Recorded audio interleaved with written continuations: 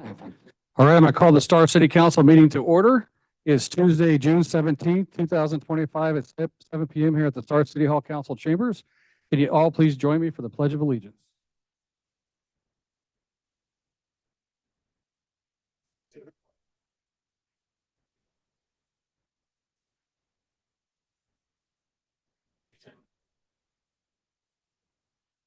Peace and justice for all.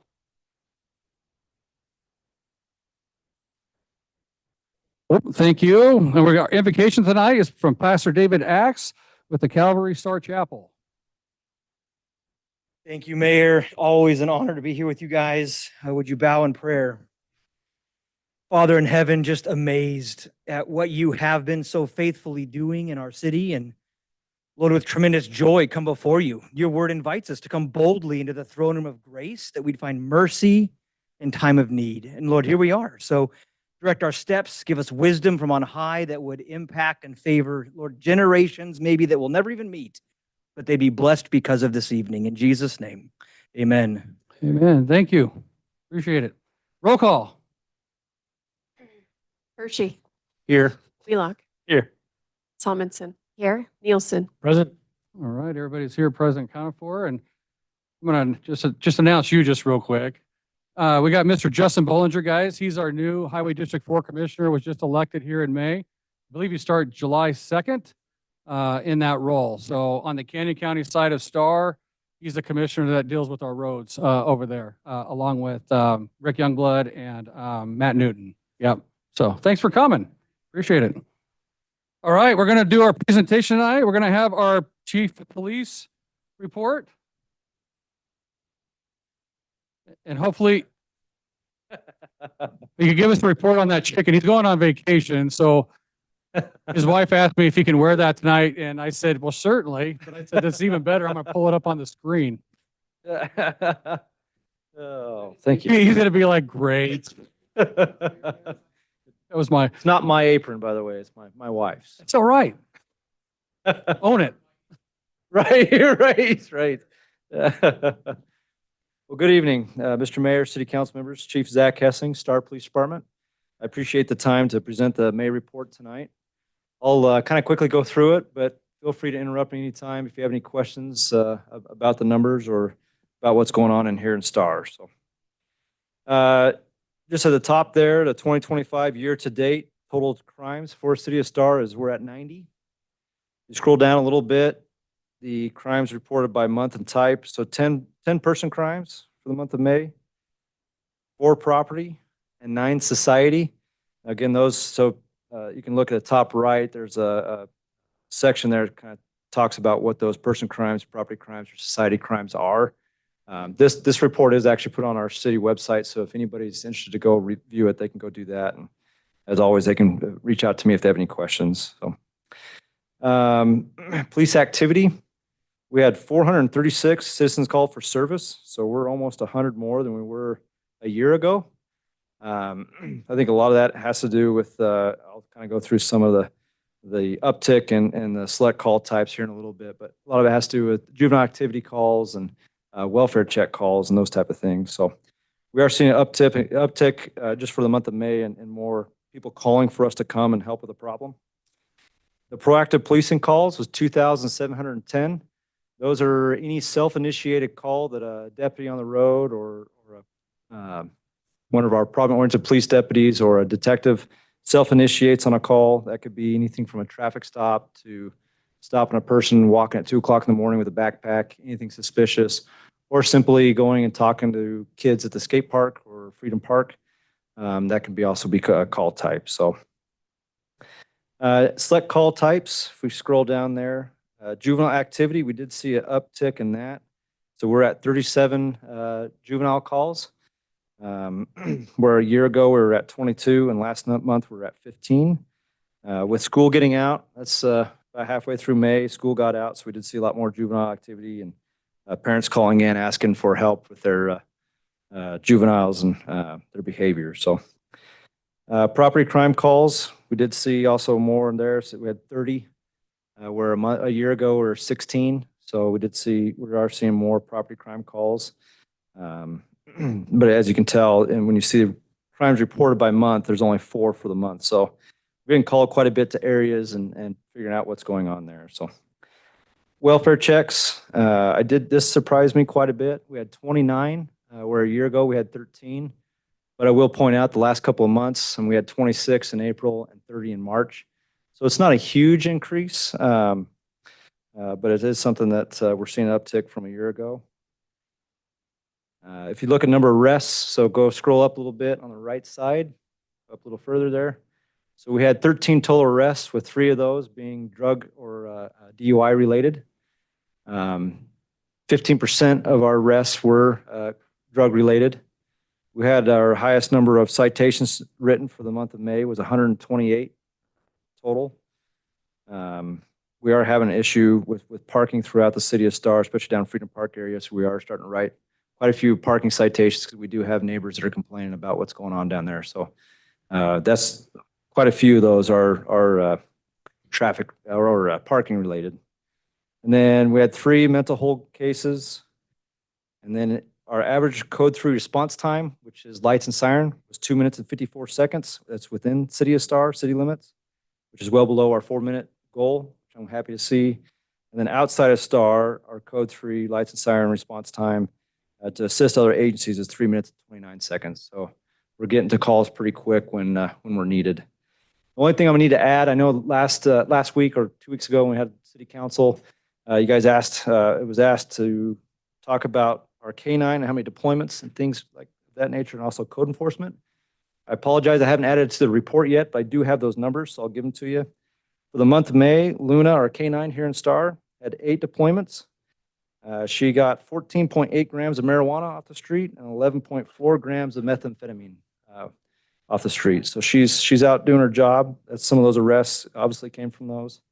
And our code enforcement, we're trying to figure out exactly the best way to make sure we have an accounting of how many calls Cameron Stewart, our code enforcement officer, goes to. I think we have it all figured out. This will be darn close. I think we'll be a little more accurate in the month of June. But we had 42 calls for service that he went to just in the month of May. So he's new to us, but we're putting him right to work. So he's out there doing the best he can. So, Mr. Mayor, City Councilman, are there any questions about the monthly report? Any questions, excuse me, for Chief?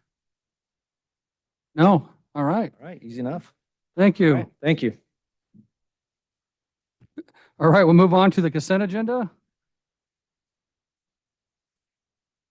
Mayor Chadwick, Yes, ma'am. I'll move to improve the consent agenda consisting of 5A, approval of claims, 5B, approval of minutes for May 7th, 2024, 5C, approval of minutes for June 3rd, 2025, 5D, Legato subdivision number 2, final plat, 5E, Dude DeWalt Winery conditional use permit, revised findings of fact, conclusions of law, and item 5F, alcohol beverage licenses for Prime American Steakhouse and Rustic Table, also now known as Rare.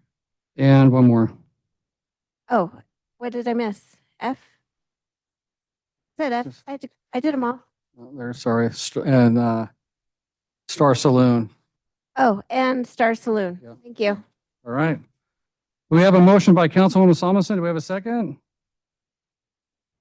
Anybody? I'll second that. And a second by Councilman Hershey. Any further discussion? Hearing none, roll call. Hershey. Aye. Wheelock. Aye. Salmonson. Aye. Nielsen. Aye.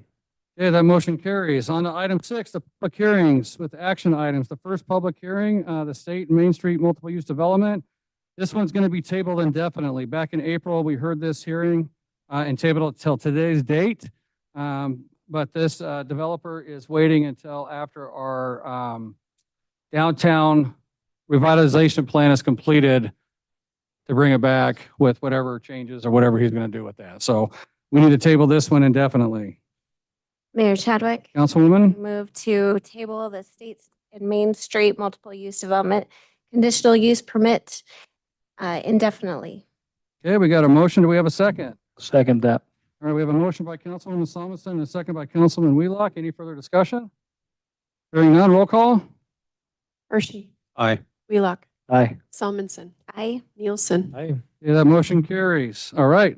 Now we're going to move on to item 6B. the Jeremy and Sabrina Newberry annexation and zoning and a development agreement. Back on the back side of our meeting agendas, I don't know if you all picked them up, they're in the back there. There's a process that we follow for land use public hearings. And for those of you that are not aware, you must sign up on the sheets in the back in order to speak at the public hearing. I will open the public hearing and ask the council if they have any ex parte contact or communication. The staff, Sean, will present the application, then the applicant has up to 20 minutes to present it. Council can ask the applicant questions and staff questions during that time frame as well. Then we have public testimony, which is 3 minutes per person. The council may ask the individual speaking follow-up questions that does not count towards their 3 minutes. The applicant has a rebuttal of 10 minutes, and then the council can ask the applicant and staff questions at that time as well if they choose. I will then close the public hearing and the council is going to deliberate. Either a motion is going to be made to approve with conditions, deny, or table the application to a date certain in the future. Only the person at the podium has the floor and can speak. No one can speak from the audience when these are going on. Okay?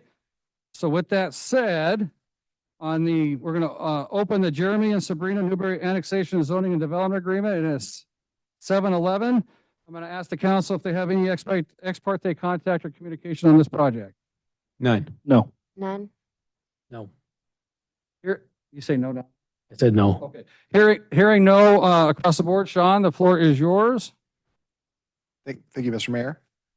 Mayor and council, we have before you the first public hearing this evening, the Jeremy and Sabrina Newberry annexation and zoning and development agreement.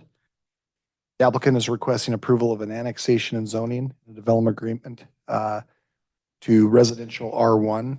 Property is located on North Echo Summit Way in the Hillsdale subdivision. Property being annexed is 10.96 acres. The zoning designation again is from RUT, Ada County, to R1, which is the city's low-density residential designation. The application requirements have all been met, including submittal requirements and agency transmittals, legal noticing, and the site has been posted per the Unified Development Code. The application has also been reviewed for compliance with the Unified Development Code and the Comprehensive Plan. Comprehensive Plan land use designation is low density residential, 1 unit per acre. You do not have any related exhibits before you. There are no special items of consideration, and staff is recommending approval with conditions of approval to be included within the future development agreement. And again, for reference, this is the location of the property in yellow, which is off of Echo Summit Way in the Hillsdale development, west of Highway 16. This is the survey of the property in question.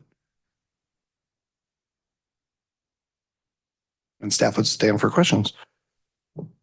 Any questions of staff at this time? Anybody? If not, I'm going to have the applicant come up.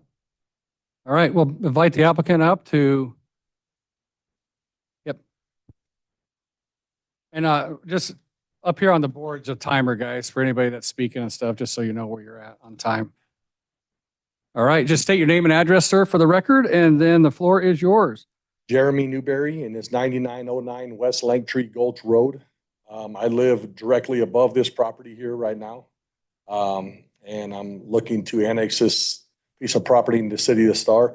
I would like to build a home for me and my family on this piece of property. I have a current shop with an apartment in it now that's on the property that sits there as we speak. It's already been built and approved, and I would like to eventually build a home for my family next door to this shop.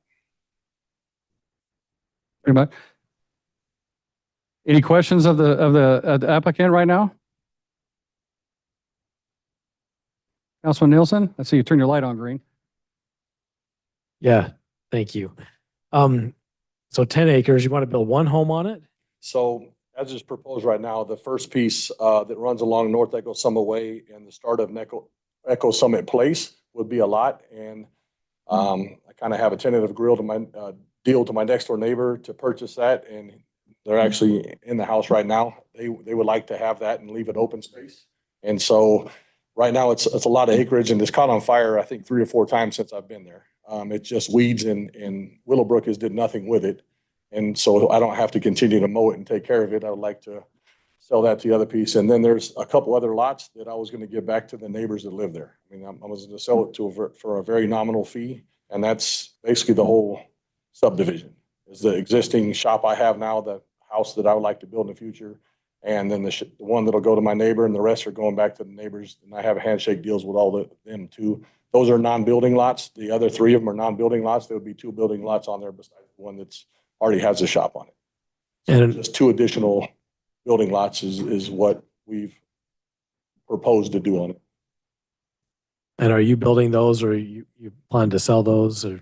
One of them I'm going to sell to my next door neighbor. The other one I plan to build for myself. Okay. All right, And he thanks. lives right next to me on North Echo Summit, right above the piece of property. Yep. So Okay. Any further questions of the applicant at this time? All right, cool. thank you. This is probably the quickest presentation we've ever had. That's fantastic. Okay, and I need to just make sure I have the spellings, names correctly on these sheets. So Kelsey, is it Roybal? Is it Royball? Okay. You didn't sign up to speak, but because it's part of the record, I just need to make sure I have the names correct on here, so. Okay, and he's in favor. Now, I'm not sure what this third one down is. PO Box 254. What's your name? Greg Hetrick, Okay, that's what that's supposed to be. art educator. Oh, good, even better. Greg Hetrick, you said? Meeting since I retired as a superintendent. Oh, It's, I got the shakes right you now. got the shakes. That's awesome. Here fast. It's killing me. I got away from this. Now it brought me back in. Awesome, love it. Then we have, I think it's Amy. What's your last name, Amy? Okay, very good. Thank you. All right, those that signed up in favor and did not want to speak, so thank you. Okay, and then Jerry Arbiter. Oh, you didn't want to speak either, so never mind. Okay, and then we have Mr. Todd. We know you, Collins. I'll be short too. I don't even have any handouts. What? Todd Collins, 4718 North Echo Summit Way, Star, Idaho. The subject property is located within the plat of the Hillsdale Estates Number 5 portion of the subdivision, specifically Lot A, Block 6. As part of this proposed land division you are reviewing tonight, there must be a mechanism for removing or vacating this description from the warranty deeds that will be created for each lot. This description has caused much grief and expense, not only for the Newberries when they originally purchased this land, but also to the title company, the HOA management company, and Ada County. It has also created much confusion to the homeowners of Hillsdale Estates when this lot was built upon without adherence to the Hillsdale Estates CC&Rs, even though the current deed shows it is part of Hillsdale Estates and has an open space designation. If this is not rectified, the problem will be increased sixfold. Each time any of these properties is sold, all involved parties will have to spend a substantial amount of time determining if it is part of Hillsdale Estates and/or subject to the CC&Rs. Unnecessary costs will be incurred. Additionally, if the deed reads that the lots are part of Hillsdale Estates, future owners of these lots might have the impression these lots are entitled to have access to the Hillsdale Estates private water system, or might believe they must follow or have rights and privileges under the CC&Rs of Hillsdale Estates. As for the division of the property, Parcel F is adjacent to 4556 North Echo Summit Place, which according to the records is 1.11 acres in size. Under the special transition overlay, all as spelled out in the staff report, any lot adjacent to a lot over 1.1 acres shall be 1 acre in size. Parcel F is only 0.46 acres. And that's all I have. Okay, thank you. Appreciate it. Any questions of Todd? Thank you. Mayor Chadwick. Councilwoman? So I just want to make sure I understand what you're saying. So the property is designated like has a description that it is part of Hillsdale Subdivision. subdivision, and open space That's what it says on the deed, yes. on the deed. Okay. And, but he's still, built a home there and went through the process. Right. However, whatever like Through through the Ada county. yeah. To the county. Okay. And so like, why didn't Hillsdale do something at that point? I'm not allowed to talk about that, but Ada County said they were allowed to build on it, basically. Okay. But nobody changed the records to indicate that that's not part of Hillsdale. So that's where the confusion lies, because anybody looking at the warranty or lives around that property has always assumed that's part of Hillsdale. And so even the title company, when the Newberries bought it, thought that was part of Hillsdale, and they sent the management company a notice.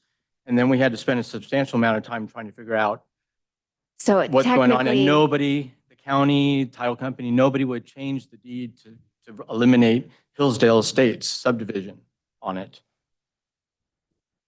Okay, so So anytime that this, I'm sorry, so on the deed, it does or does not state that it's part of Hillsdale? it does still. Does still, okay. So honestly, that's not up for the city to figure that out. Who does then? 'Cause That the is, County the said, city does not, the city approves the annexation and gives them the zoning, and in order to do the thing, you're gonna have to have a meets and bounds and stuff, right? To record that with the county, which is gonna determine that at that time is what I'm guessing, right? So, I mean, it still has a process to go through, but for us here, anybody can annex into the city regardless of where they're at, and it's an agreement. The annexation is not a public hearing. Let's just make sure everybody's clear on that. Annexations are an agreement between the city and the landowner.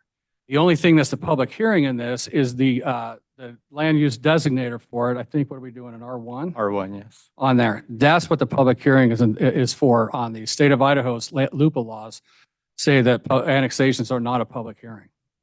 So we need to understand that, first of all. So the annexation can go through as an agreement between the city and him regardless. It's all about the land use designator on it, but there still has to be a process to have that meets and bounds or whatever done, like you're talking about. Right. At that point, to put that annexation through. Correct? And do they hold a public hearing for that process? So how do we ask the I, county? well, that's the count. I don't know. I don't know how the only public hearing will be tonight for the zoning designation for the property on there. Yeah. So,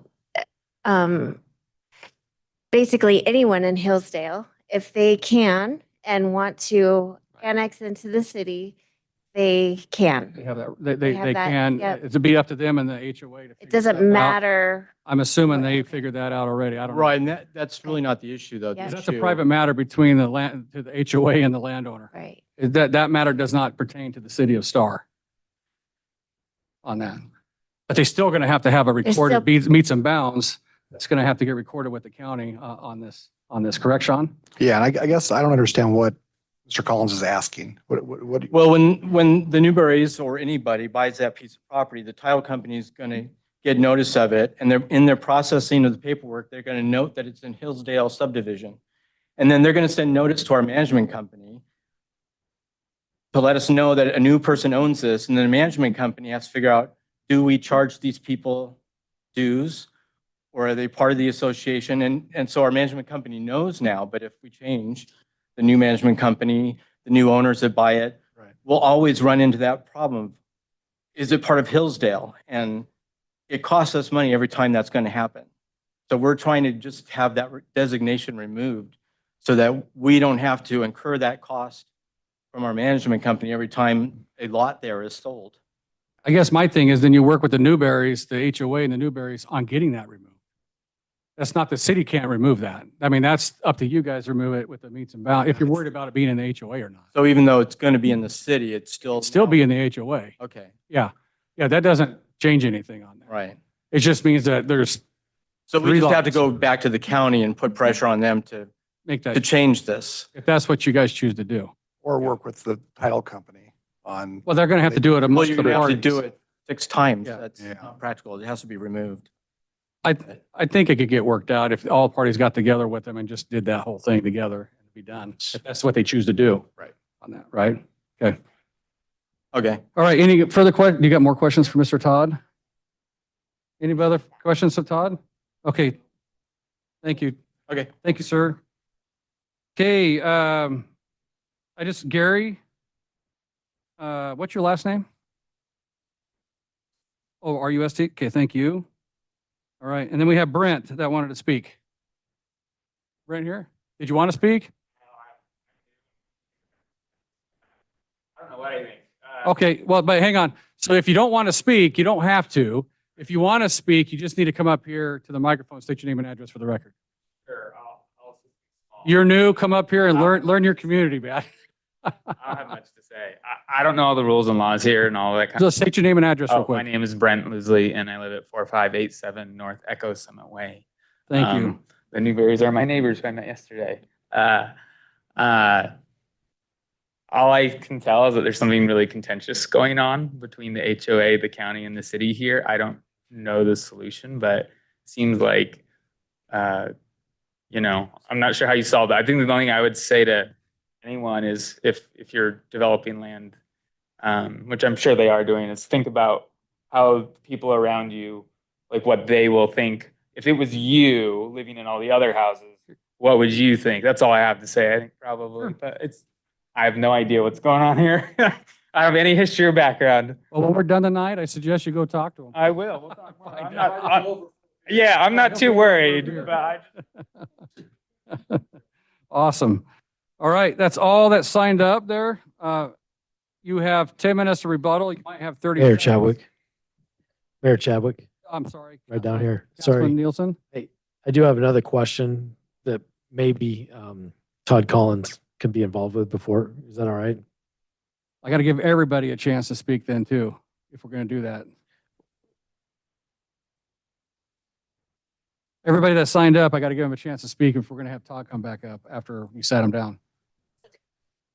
I don't think so. I mean, we all got a chance to ask questions of Todd. Right. Are you asking, you're asking Todd a question or who are you asking a question? Yeah. Right. So, okay, well, just hear me out here. Todd, come back up here. He wants to ask you a question. But I'm going to ask everybody that spoke if they want to come back up and rebut whatever's being said too. Okay, well, that's fine. Just so you're aware. That's I fine. mean, Go ahead. there's one person that spoke after Todd, so. So my question, and this may pertain to staff as well. And I think it's important Sean? before we get to rebuttal. Staff, yeah. Right. So one of the things that you brought up was the special the transition overlay district and the plotting of the lots and the size of the lots. And so I don't think that I'm not sure how that pertains to this particular hearing and this application. I'm not sure if that's part of our consideration here tonight. I don't see a plot before me. I see potential lot lines. But so I guess that would be up to you, Sean. Are we dealing with a plat and the transition overlay district, or is this strictly annexation? This is strictly annexation. This is what Mr. Newberry's future plans are. Staff will review it as part of a minor land division application at the time that once annexation is approved, if you approve it this evening. But to address the specific questions, from my understanding of talking to Mr. Newberry, and I'll just point up here on the screen, I think this was the lot that Mr. Collins was concerned about. These three parcels right here, when they're going to be created, are going to be non-buildable lots that Mr. Newberry is intending on selling to the folks that own the lots adjacent. They will be non-buildable lots. There'll be a restriction on the property deeds and also on this regular survey saying that they will not be buildable. So staff would not look at those as needing to be a transitional of the 1 acre because they're not buildable. Okay. So does that answer? Did you have That answers my question. Oh, Yeah. okay, so nothing for Todd, really? I just wanted to make sure I just was wanted to bring understanding up on his the record point. too. Sure. So you guys are aware that Yep. it doesn't fit within the transitional overlay. Yeah. Got It it. sounds like that doesn't apply. And So, my only concern with that would be that it would have to be deed restricted forever, that it's non-buildable. Because if it's not, somebody could build on it if they want to. Well, That's going to be a condition of, That's gonna be a for us to be condition, so it able to wouldn't be- approve that, they would have to be Right. deed It restricted. wasn't indicated in the staff report. That's Yeah. why I brought it up. Yeah. Well, there's only one other guy spoke. Brent, do you want to say anything else? All right, thank you. I didn't want to say anything the first We're good. All right. Your turn, sir. So I think this is pretty easy, fellas. It says on the deed that this deal is free and clear of any covenants or restrictions, which is the HOA. And the HOA, mainly Todd sitting on the HOA, thought otherwise and took me to court. The HOA lost that completely, got thrown out of court for that same reason. They said it's clear as day, exactly what it says. This is free and clear of any covenants or restrictions. There was a 20-year sunset clause on the open space. So at the end of 20 years, it reverted back to exactly what it was before. There's no thing to clear up. There's no gray area. There's none of the, but I actually sent Sean the judgment that came from the Ada County courts. And so, I mean, this has already been litigated. The court sided with me that this is a regular lot that is free and clear of any covenants or restrictions, including the Hillsdale HOA. So this has already been tried. There's already a ruling on it, and it's in your guys' possession. I actually sent it to Sean. So, Okay. I don't know what else, besides somebody's not happy that I built right next to his house. That's the biggest issue we're having here today, is that he lives right next to this lot and he's not happy I'm building there. But So are these three right here, the intent is to sell them to the landowners there? yes. Okay, all right. Yeah. All right, any further questions of Mr. Jeremy? All right, thank you, sir. Thank you. Appreciate it. It is 7:31 and we're going to close the public hearing and go to council deliberations. Mayor Chadwick. Councilman Nielsen. So having reviewed the application and listened to the testimony here tonight, I believe that this application certainly it falls in line with what the city of Star envisions for our city to grow into and to develop into. It matches up with our comprehensive plan. In fact, it's lower density than what our comprehensive plan generally applies in that particular area. I will say, based on Mr. Brent, I apologize, I didn't get your last name, but on your testimony, sometimes things like this are contentious. I don't think there's any contention here at the city. We're just looking at the facts, and we got to make decisions based on the facts. But I do think that's good advice for you to talk with the applicant and learn about what's going on there. The last thing I'll say about your testimony, that I think it's nice when neighbors look out and think of how it's going to affect others. But then there's a thing about a property right, and anybody else's opinion about his property outside of whether it affects your use of your property just really doesn't matter, right? So, but it is nice if everybody can kind of talk about those things and come to agreement and get along, and I hope that's the case. So based on that, I feel supportive of the annexation and of the use of the applicant or the applicant's use of the property as he sees fit. Motion? Okay, You want a motion? I I move to approve with all the conditions as based in that are included in the staff report. I don't see any additional conditions to be made. just real quick, with the deed restriction, or not the restriction of non-buildable lots on those three, do we need to put that in there? You may if you'd like to, but we'll condition that as part of the minor land division. Okay. We'll also bring back a development agreement that will include proportionate share and mitigation fee requirements as our standard conditions for any new buildings that would be built on the property. Okay. We got a motion. We have a second. second that. We have a motion by Councilman Nielsen, a second by Councilman Hershey. Any further discussion? Hearing none, roll call. Hershey. Aye. Wheelock. Aye. Solomon. Aye. Nielsen. Aye. All right, that motion carries. Thank you. All right. All right, we're going to move on to item, welcome to Star, by the way. We're going to move to item 6C, the Clear Skies Therapy Center conditional use permit. I'm going to open the public hearing at 7:34 and ask the council if they have any ex parte contact or communication regarding this project. No. No. Okay, hearing none. Sean?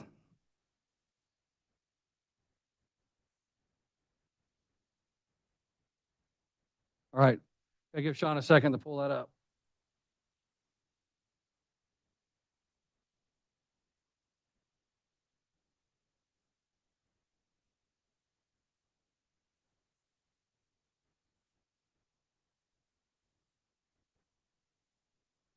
All right, we're good. Yeah, we're good.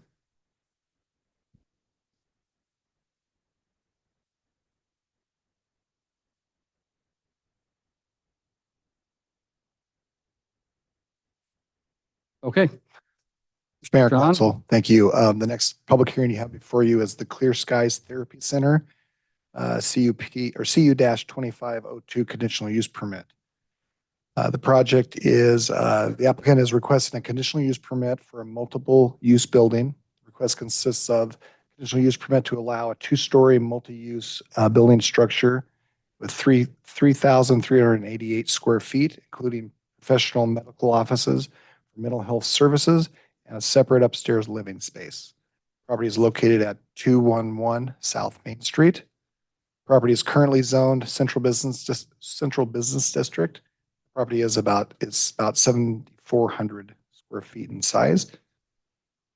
All application requirements, including submittal requirements, agency transmittals, legal notice, and site posting have been completed per the UDC Unified Development Code requirements. Staff has also reviewed the application for compliance with the Unified Development Code and the City Comprehensive Plan. Comprehensive Plan does designate this property as Central Business District. There are no late exhibits. The only item of special consideration was a request by the northern neighbor to make sure that we included fencing on the north property line. And that is something that the applicant has put in their landscape plan. And so they're committed to doing that. Staff does recommend approval of this conditional use permit with the conditions of approval that are part of your staff report. Thank you. Okay, any questions of staff? And I guess real fast here, this is the vicinity map. So the property is again located on the west side of South State Street, Main Street, south of State Street. And the applicant has provided a site plan showing compliance with the code regarding parking, lighting, fencing, landscaping. We also have the footprints of the downstairs office space, the upstairs livable space, and elevations for the project. Also keep in mind that this applicant will have to come before the design review committee and a zoning certificate prior to for review of the elevations and final site plan approval. Now I'm done. Okay.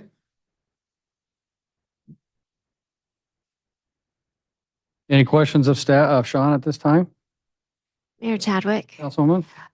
So Sean, you noted in your report that the purpose of the living space upstairs is for like the traveling nurses.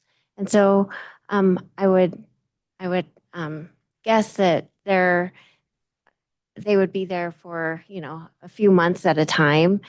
So this wouldn't be like a Airbnb situation or, do you see any issue, like if it's not used for more long-term, short-term, people that live there, versus like, do you see any, like, would we need to put anything in our approval that maybe kind of controls that so it doesn't come in, so we're not having like over every night there's a new person coming in? I don't think we can. I mean, we look at this as any other residential use. It's a live work type of use, so it can be rented out. We don't typically restrict or regulate residential properties on who can use them or the amount of time someone can stay in them. But I believe the applicant can probably explain a lot clearer what their intentions are with the property. Okay. It does have a separate outside entrance. So it could be, I mean, if it changes use or they sell it, it would be just a normal apartment up above a commercial use. Yep. And then, so whatever business that would go in there would still have to meet that zone, central business Yes, district, we right? still, Yep. we would review any use that would go through there. This particular conditional use permit is for the multiple use building. Yeah, The medical use is an allowed use within the CBD zone. yep, okay. Got it, thank you. Okay. Any further questions of staff? Okay, hearing none. Do we have the applicant? All right. Come up and just state your name and address, please, for the record. Melissa Kohler, 22884 Blessinger Road in Star. Okay, go ahead. So this is hopefully my clinic. We're currently based out of Eagle and we'll be transferring to Star. We primarily see kids. Most of the clinicians focus on kids. We're also, the way my business is set up is that the clinicians, although they have an office there, we are all site-based within local schools. I actually have a clinician at Star Elementary even. So they are not all the time in that building. So because we understand that parents can't all the time get their kids to a clinic, at least half the time, the clinicians go to local schools and meet with the kids at those schools. So the plan right now is that that would stay the same. So this would be more used during summer or in evenings when schools are not. And the living space above is intended for traveling medical workers, maybe not necessarily just nurses. My history is that I worked at St. Al's and we had traveling healthcare workers come in and it was always hard for them to find decent housing. So that is my goal, is to keep it that, especially with the location. We really like it. Think that it would be soothing for people in the medical industry. Right. Did I miss anything that I should be saying? Anybody have any questions for her, for Miss Melissa? None? It's pretty easy, pretty slick on that one. Well, don't sit down yet, because Okay. we got Amy and Ryan. I suspect he's part with you back Yep. there, that on the yes sheet in favor. Amy Groves, she'd already left, but no one wanted to speak. So any further questions of Miss Melissa or staff? Mayor Chadwick, Councilman Nielsen? since you're so brave to come up and talk, I won't let you just think that we didn't hear you. I don't know that I really have a question. Just, I loved seeing something like this come to Star and hearing about how your nurses or your clinicians go to the schools, I think is awesome. What a way to really reach out to where the need is and to support parents that may have a hard time getting there between those end of school and end of work hours as well. So thank you for bringing that to our community. And I look forward to the business that you've done. That might indicate kind of where I'm leaning at this point. So Thank you. I second where he's leaning, but we have to close it first before he can lean. So, yes, thank you very much. Thank you. No, I'll just say I appreciate you working with the kids and stuff. It's an important thing that we got going on right now. So I love that.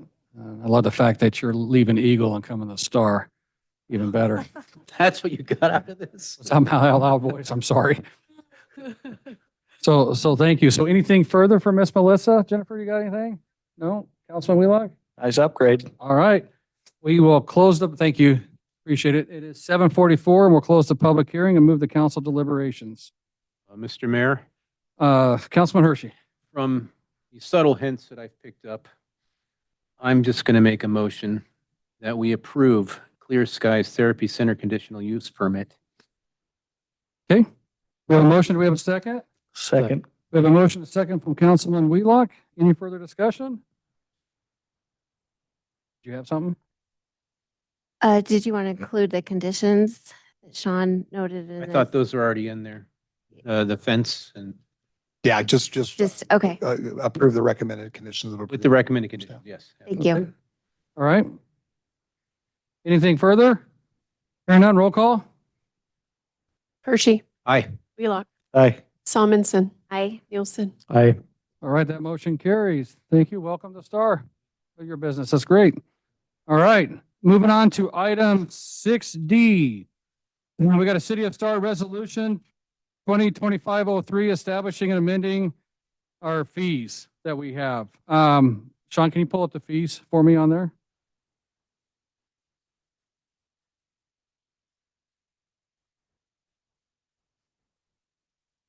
Yep, that one. And that one, and then pull up. Why is the screen like that? Oh, on our screens, it looks squished. It's different. Can you go and pull up the Exhibit A with that? Right there. All right. So our amazing staff, Ms. Shelley, our city clerk, and our staff have been working on updating our fee structure along here. Some of the fees have gone down, some of them gone up, and most of them stayed the same. And so this is a public hearing to go over those fees. And if you could look, we could kind of scroll down and just talk about some of the ones that are making the changes. Looks like we have the replacement license. Instead of being 50% of the new license, it's $5. A kennel or cattery permit renewed annually is $100. You look down here, out-of-state public records request is $150. That's a new law that the state put in place this year that allows us to extend the time on public records requests from out-of-state groups because everybody's getting inundated with that throughout this state. And so that's the fee specifically for that. You go down, vendor and solicitor temp merchant permits. We added over 2 weeks and under 3 months of $75 and annually 1 year of $125. Got rid of the investigation fee because it's going to be at the cost of the applicant, which is $43.25, which includes a fingerprint and Idaho State Police check on those folks. So anybody you see going door to door here in Star has to have a fingerprint and a background check, just so everybody's aware on that, right? We go down, we reduce the cost of our printing per pages from $1 to 50 cents on the, I think that's the oversized paper. Is that correct, Shelley? I'm having a time seeing that. Extraordinary copies, city's direct costs, we've taken that out. Certified copies is $35 per hour. The reason at 35 is that's the cost of our, with benefits and everything, of our lowest paid employee, which we have to utilize that figure for that. Go up a little bit, Sean, sorry. I skipped some here. Senior staff. So we have personnel cost, also senior staff and our attorney review at city's direct cost. And then we have digital media for $5 for a thumb drive from $10. Prices, believe it or not, some of those are going down, right? Return check fees is not $50, it's $35 with our bank if we get those. Extraordinary mailing cost is actually going to be wiped off of there because I believe we have a mailing. What's the reason for that one, Shelley? Can you tell me that? Nobody could think of any reason that we have those costs. It hasn't been used for a Has very never been long time, used, so there yeah. was no purpose for it. Even with the big ones like Willowbrook, right, that are massive, it's never gone into something like that. So going down to animal control fines, it's $50. We're not going to have a first, second, or third offense. The other animal ones there is going to be fees as assigned by the courts that are out there. And if you look down on the next page, all of those are changing to fees as assigned by the court. We go down to the parking fines. Parking fines are going to be $100. They're not going to be graduated. It'll be $100. And then if you're parking in disabled parking, it's $250. And if you're parking within 15 feet of a fire hydrant, it's $250. That's an important deal. We got people that are blocking fire hydrants. And so we're going to hammer those guys on that because that creates a problem for our fire department. And you keep going down, we had added littering of $500. We are not going to turn into some of those places, states that we shall not name here, with the littering issues that we have seen on that. The park facilities, the use of the shade structures, there's your pricing for your 8 hours and 4 hours. use on there. And there's a residential and a residential cost associated with that. And then the cleaning deposit refunds are a little bit more. There is no benefit. I mean, $50 is really nothing. Okay, I've been told not to eat my mic. It's been pretty bad. Sorry about that. And then look at River House Monday, let's see, Monday through Thursday, it's $150 per hour, minimum of 2 hours. And Friday, Saturday, Sunday, $200 per hour, minimum of 2 hours. And then we have a cleaning, a refundable cleaning and damage deposit. And I think we've only really had to ever use that once or twice. I think that deposit, it's not very much on there for the most part. Reservation holds will vary on things. Parades and assemblies, parade and/or public assembly will be $300 plus $50 refundable deposit. Sports field rentals, we've upped the sports field rental cost on there for different organizations. We have a lot of outside traveling teams trying to come here and soak up all of our field space on this. And so those are, it's really needed to be increased for quite some time. Sports late registration fees, $15 for residents and $25 for non. And then we have the new Freedom Park rentals and concessions. This is all the fees associated with that. We just had to codify this on here with the city council. Actually, he's doing pretty well down there on the rentals, which is crazy. And all these kids working down there, which is awesome. All right, keep scrolling down, Mr. Sean. You see all the Star merchandise. All that is down there associated with the river, with the rental shop. Keep going. All right, right there.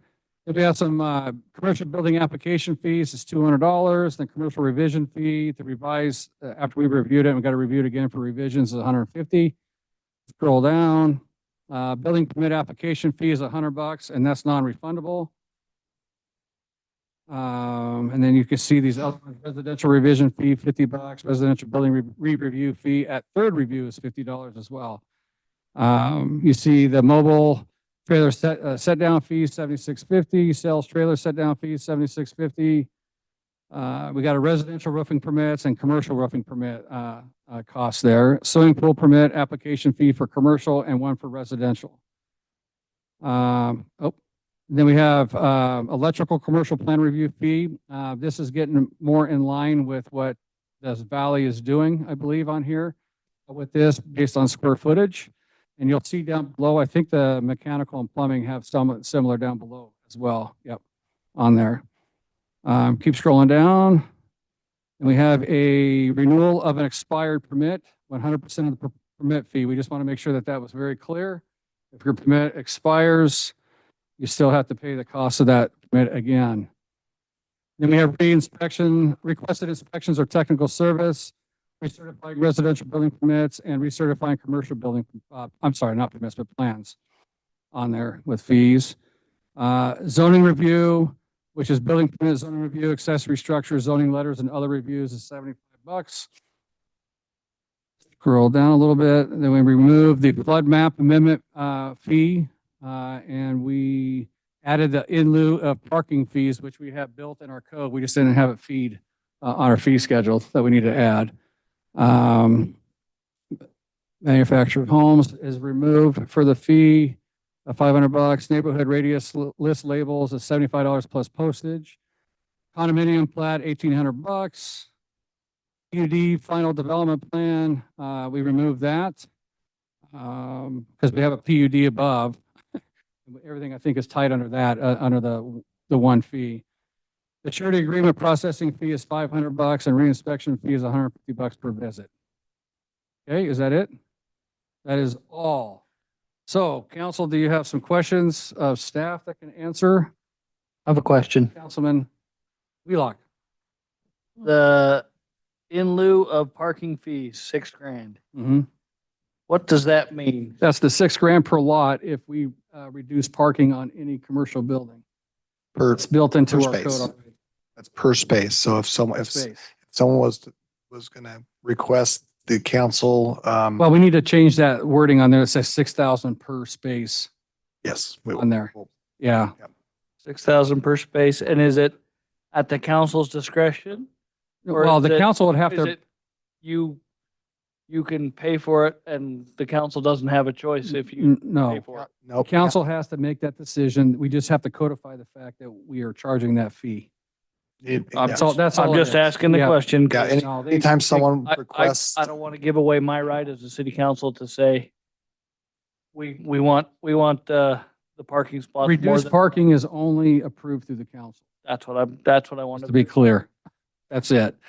If you do approve it, we just need to have it stated in here what the I'm cost totally is. good. I Yeah. just didn't want to give away my right. We will not let you give away that right. Perfect. We know how you love it. I like more asphalt. More asphalt. Any other questions? Jennifer? No? Kevin Nielsen?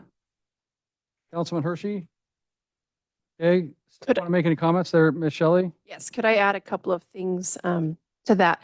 So in going through these fees, all of the department heads got together. That's how we came up with what the changes are. I did go through previous resolutions and ordinances to see if what the wording was in those. Most of them were worded in a way that we could change these and not need to change ordinances. There are three that need ordinance changes for the fees to go into effect. One is the vendor solicitor ordinance that I have on today. I was making another change for that that we'll present in a minute. So those fees are being changed in there. The other is the animal control fines, the misdemeanors and infractions that are being changed to be assigned by the courts. There will need to be an ordinance change for those to go into effect. So approving those tonight will get us one step, and then we'll need to bring back an ordinance on that. And then the littering, we don't, as far as I can find, we don't have anything existing for littering. So we will need to have an ordinance to be able to enforce that. So you will see two ordinances coming later for those two items, because we're doing the other one later tonight, right? Yes. Okay? And I will tell you, Shelley has spent a lot of time, not just with staff, but checking with other communities and stuff like that, and just making sure everything is clear and clean. She's done a great job up there. All right. Is anybody sign up on those? Oh, I got it right here. No, I don't have it there. Nobody signed up on those? Okay. So it's 7:57, and we're going to close this and move on to council deliberation to approve it, and then we will do an ordinance there as well. So approve this just approve this. Doesn't need no, that's. Not yet. That'll be next, right Okay, after this. Mr. Mayor, I make a motion that we approve resolution 202503. Do I need to read the title? Just read the title. Yeah. A resolution in the city of Star, Idaho, within Ada and Canyon counties, establishing a schedule of fees for administrative fees, building permit fees, planning and zoning development fees, parks and facilities fees, community activity fees, and miscellaneous fees, adding them to the consolidated fee schedule and providing an effective date. Okay, we have a motion. Do we have a second? Mayor Chadwick, Councilwoman? can I just suggest that you add the per parking space? Yep. In your motion, that's included for Yes, that's. you. yeah. Okay, I will second. Okay, we have a motion and a second. Any further discussion? Hearing none, roll call. Hershey, Aye. Wheelock, Aye. Salmonson, Aye. Nielsen. Aye. Awesome, that motion carries. Thank you. We're going to move on to item 6E, fiscal year 2025 appropriation. Try that again. Fiscal year 2025 appropriation amendment. So we have to do an ordinance to do an amendment. When we based everything on our budget last year, we based it on 600 permits. And since we've had almost 1,000, I think, pretty close to already, some of our expenditures are higher than what we approved, so we have to approve that. Going forward in the future, I know Councilman Wheelock tried to convince me last year, and it took Ms. Shelley to convince me otherwise. We're going to budget for a higher number. Instead of at 600 permits, we're going to budget at 1,000 this next year.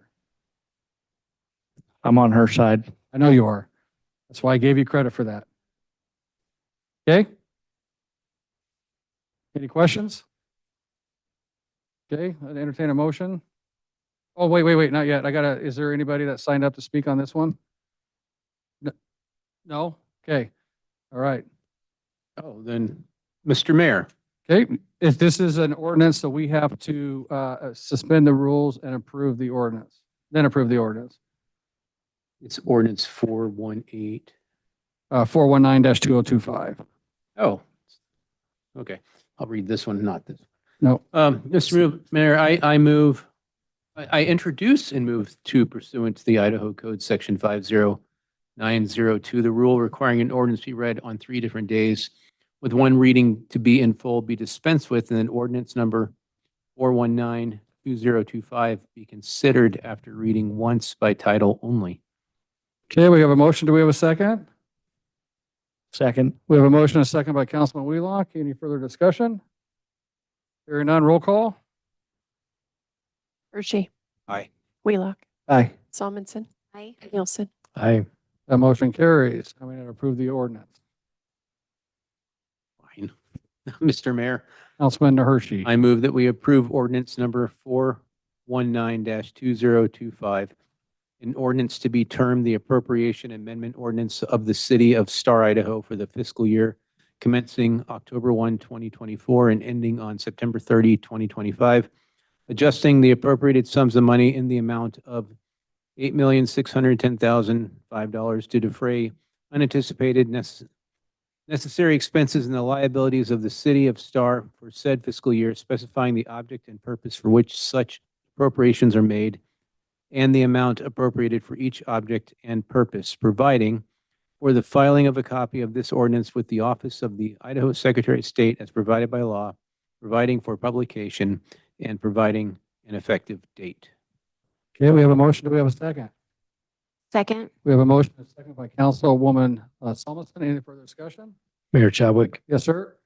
I just want to point out that even though this ordinance calls them unanticipated necessary expenses, more than 50% of this, from what I can tell, wasn't actually anticipated. So unless we say unanticipated means it wasn't included in our budget, but things like, impact fees that we collect for Starfire and ACHD, we always have known that we collect those and disperse them.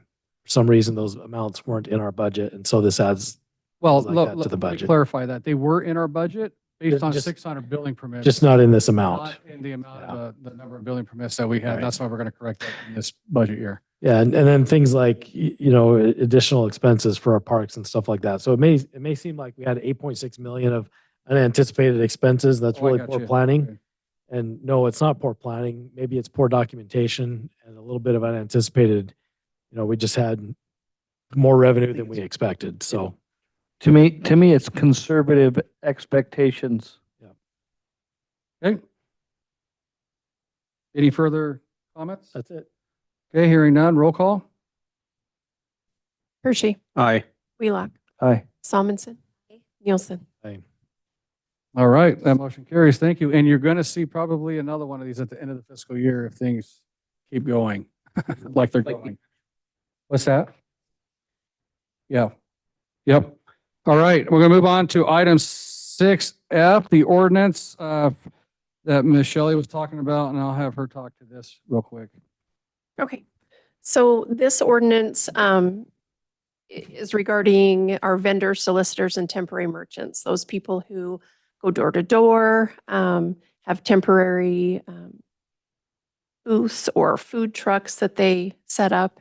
And so what we were looking at, we found that the ordinance only allowed for out-of-state applicants to have a background check, have a formal background check. The in-state residents were having a background check of sorts, but it was much less formal, just done within the city here. And so it was discussed that we would prefer that anyone going to one of our residents' homes should have a background check, a more substantial background check, so that we have an idea of who's going to people's homes. So that is the purpose for starting this change, is to change the wording so that the Idaho State Police is who the background check is done through, and then it also ultimately goes through the FBI. And so they needed the wording changed in our ordinance. In doing that, we did also include the fee change that that you guys just approved. And also in talking with Zach, our police chief, we talked a little bit about some of the disqualifying crimes. So when we were doing these background checks, the ordinance was fairly vague on which crimes we wouldn't send people to people. We wouldn't have people go to the homes. It wasn't very specific. And so this ordinance specifically lays out if they were a sex offender, specific sexual offenses, domestic violence, within a certain period of time, which is 5 years. And so that wording is added in here. We also changed, a very minor change is said that children to the age of 10 years could have a temporary lemonade stand, and we changed that to 14. So that older children could have that. I don't know that, there would have been anything said for older children, but we changed that so that that was a little more inclusive. And then some of the wording is changed just specifically to what the FBI had requested. I think that's all that I have.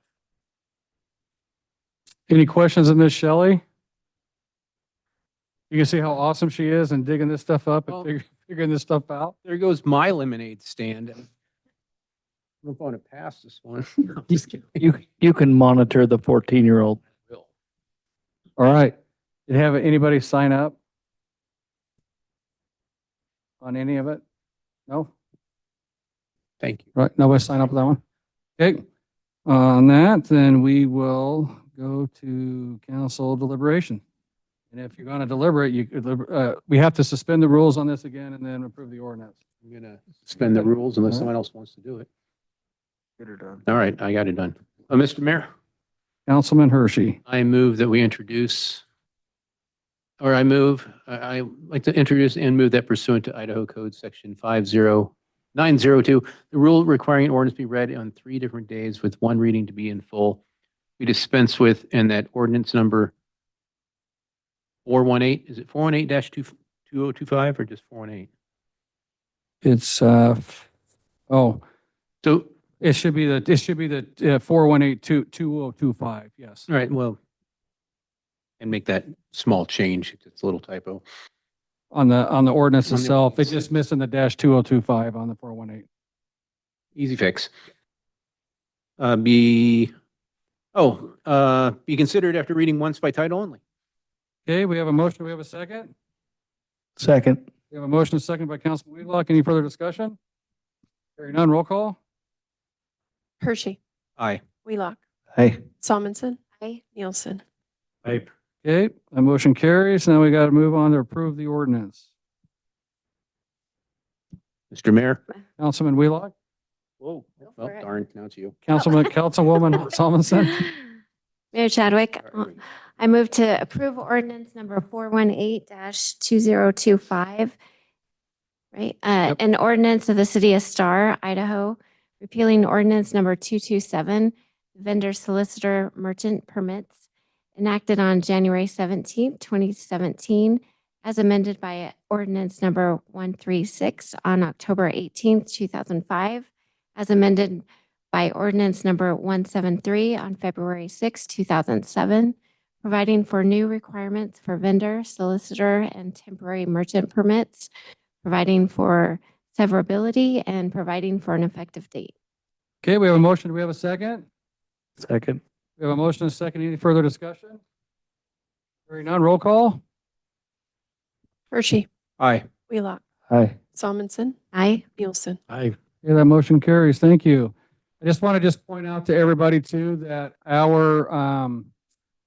any vendor that goes door to door is required to have a badge. And that's going to be a hard badge from the City of Star that actually has Shelley's signature on it, I think, with a City of Star logo on it. And they must be displaying it. You can also go online to our city website and check vendors that have been approved if you have a concern or question on that, okay? So that's just so everybody's aware. All right, we're going to move on to item 7, which we're actually going to remove the City of Star Technology Systems policy and the AI policy, because Shane and Councilman Nielsen are going to be in discussion, working on that a little bit more. All right? With that said, it is 8:10, and that's the end of our agenda, and we're adjourned.